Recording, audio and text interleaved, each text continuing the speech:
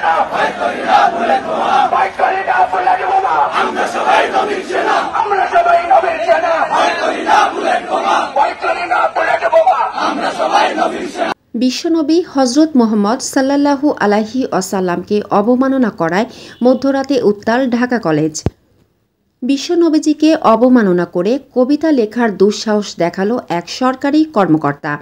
প্রতিবাদে উত্তাল ঢাকা কলেজে নবীপ্রেমিক যুবকেরা। সোহেল হাসান গালিব নামের এই কর্মকর্তা শিক্ষা মন্ত্রণালয়ের অধীনস্থ একজন প্রশিক্ষক হিসেবে কর্মরত আছেন। ভোর হতে হতে এই কুলাঙ্গারকে গ্রেফতার না করলে এই প্রতিবাদ ছড়িয়ে পড়বে দেশ জুড়ে, জানান ঢাকা কলেজের শিক্ষার্থীরা। সরাসরি ঢাকা কলেজ থেকে S M Hasibul Hasan, Deshbarta news, Dhaka.